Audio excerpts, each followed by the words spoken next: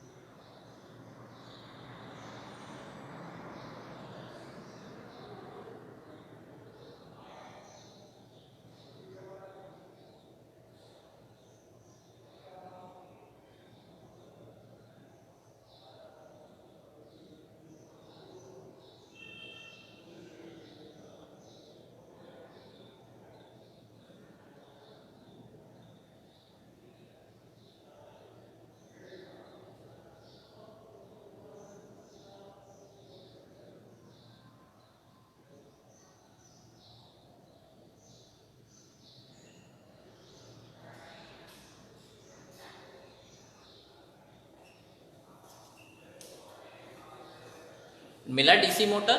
नहीं मिला। DC motor जो होता है उसका प्रिंसिपल अपन ने बताया था, उसमें 3 चीजें बताई थी डीसी मोटर में। When a current carrying conductor is put in magnetic field, यदि कोई धारावाही चालक किसी चुंबकीय क्षेत्र में रखा है, कोई धारावाही चालक किसी चुंबकीय क्षेत्र में रखा है तो उस कंडक्टर पर एक फोर्स लगेगा।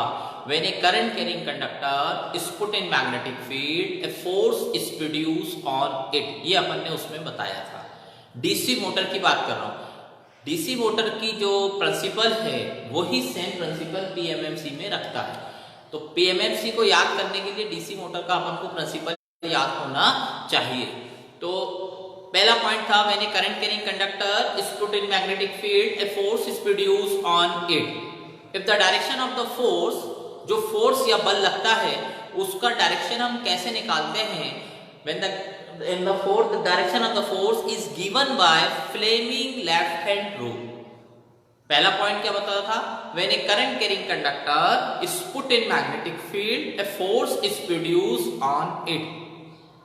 मतलब कोई धारावाही चालक किसी चुंबकीय क्षेत्र में रखा है तो उस पर एक फोर्स उत्पन्न होगा, लगेगा, प्रोड्यूस होगा। उस फोर्स का डायरेक्शन हम फ्लेमिंग लेफ्ट हैंड रूल से निकालते हैं। अब लेफ्ट हैंड रूल में 3 उंगलियां रहती हैं।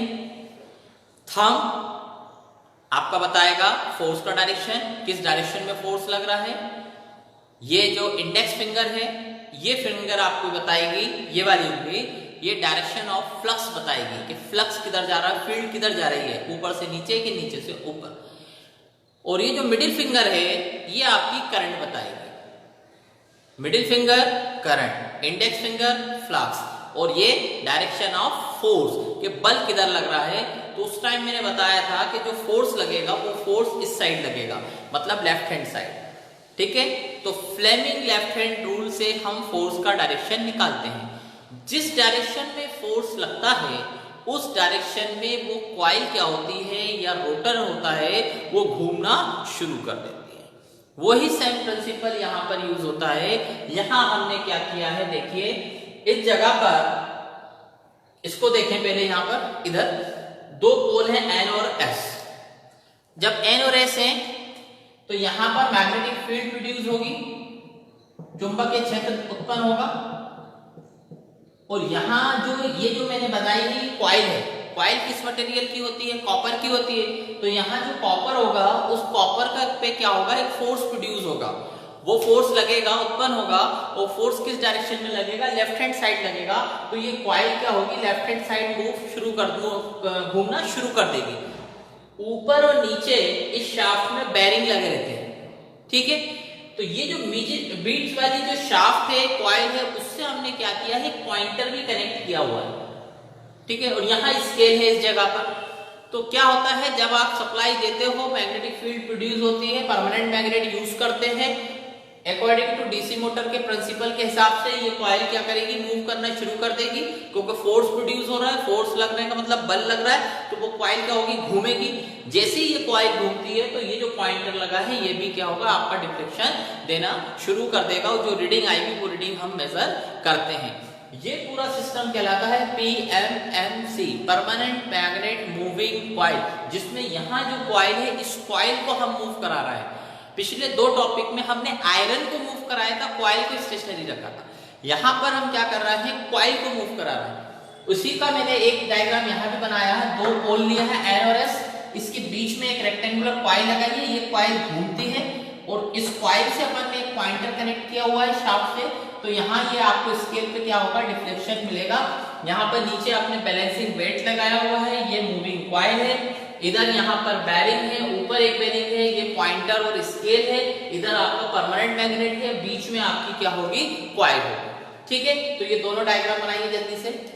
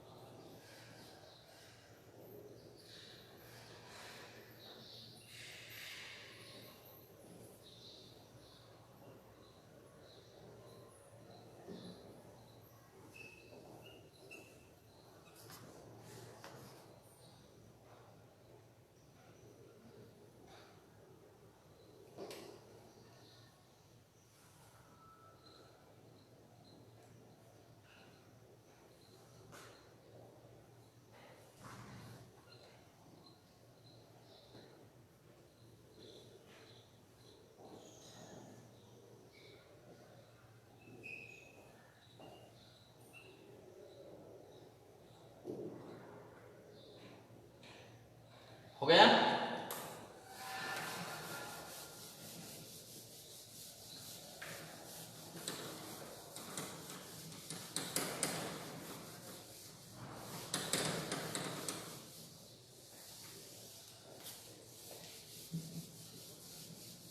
कल टाइम नहीं मिल पाया था इसलिए क्लास नहीं लगी थी। कोशिश करेंगे कि आज क्लास लेंगे 3 बजे। कोर्स को आगे बढ़ाना है। डायनेमो टाइप मीटर होता है वो अपन देखना है, एलवीडीटी देखना है, एनर्जी मीटर देखना है। तो ऐसे बहुत सारे मीटर्स हैं। ये वाली यूनिट्स थोड़ी सी लंबी है और जो टॉपिक्स हैं वो ज़्यादा है। तो आप लोग सिस्टमेटिक पढ़ते हुए चलिए, कहीं भी कोई डाउट्स आता है तो पूछिए, ठीक है। कल मैंने एक टॉपिक लिया था मैश एनालिसिस मेथड, ठीक है। आज मैं उसी के आगे दूसरा एक टॉपिक ले रहा हूं, नोडल एनालिसिस मेथड। इसमें मैंने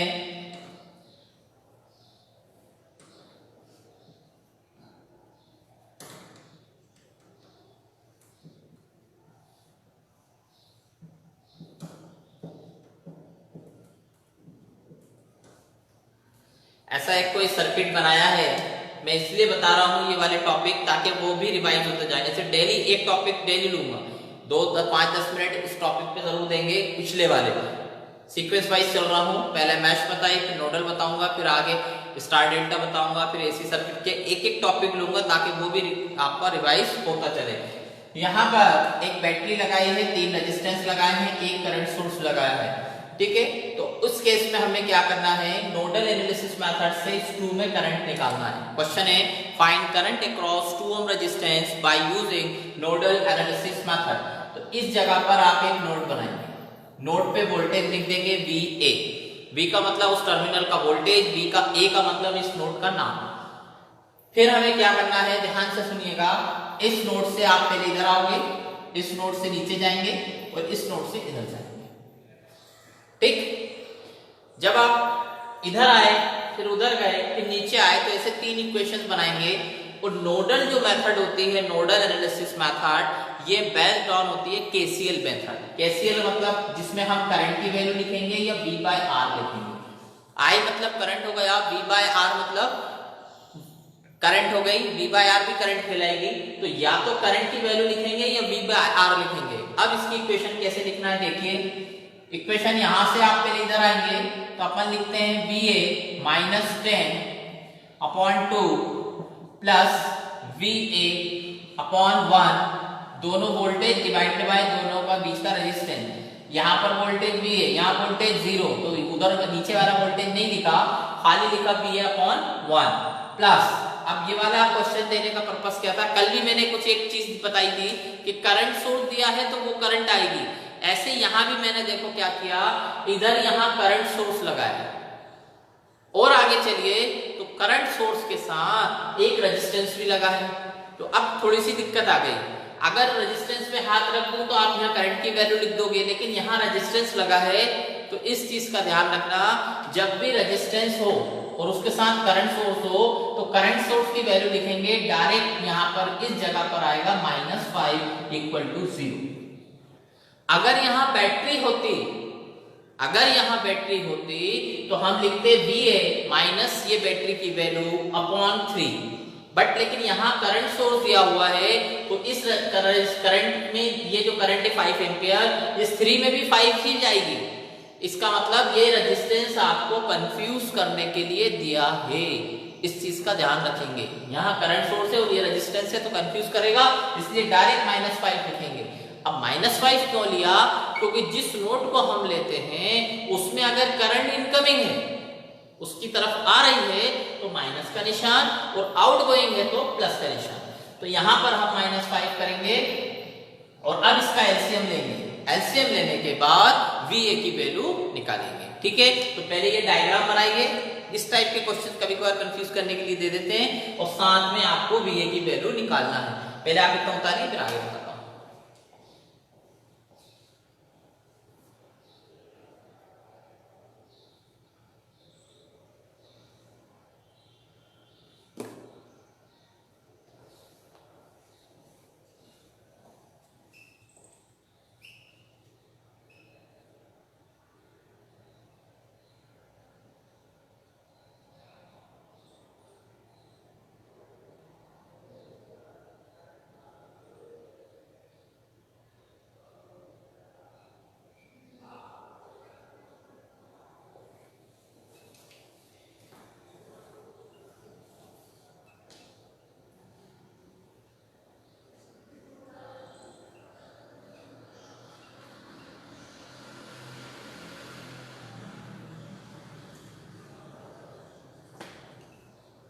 इसमें बी ए की वैल्यू कितनी आ रही है, यहाँ देखें एलसीएम लीजिए, एलसीएम कितना आएगा 2, 2 से 2 कैंसिल, यहाँ आ जाएगा b a -10 plus 2ba -10 equal to 0, ये 2 इधर चला जाएगा तो वैल्यू कितनी आ जाएगी ba, ba कितना हो गया ये 3ba आगे -20 इक्वल टू 0, ये 10 और ये 10 मिलके हो गया 20, इसको ba बराबर 20 बराबर के उधर, ये 20 बराबर के उधर, 3 नीचे, तो ये आ गया ba/3। मुझे इस ब्रांच में करंट चाहिए थी, इस ब्रांच में, तो इस ब्रांच में करंट कैसे निकालेंगे, इस ba से आप इधर आ रहे हो तो अपन लिखेंगे ba -10/2, ba की वैल्यू ये है 20/3 -10/2, ये आपकी करंट आ गई। किस ब्रांच में करंट आई, इस 2 में करंट आई।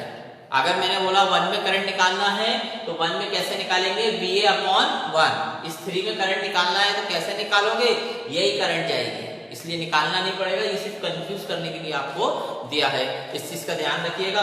उतारे इसको,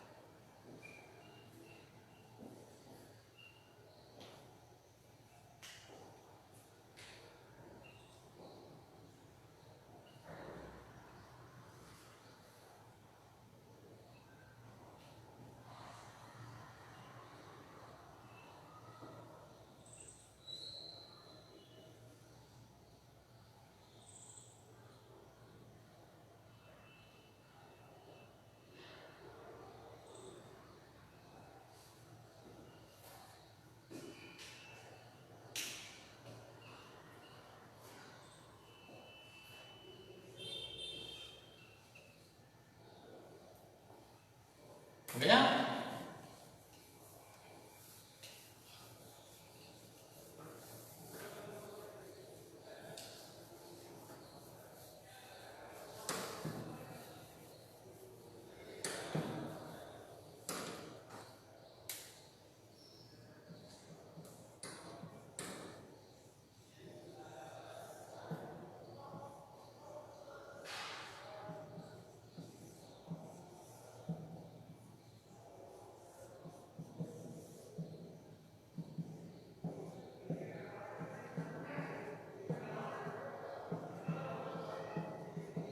क्वेश्चन लिखिए, find current across 4 ohm resistance, find current across 4 ohm resistance by using, find current across 4 ohm resistance by using nodal analysis method, find current across 4 ohm resistance by using nodal analysis method.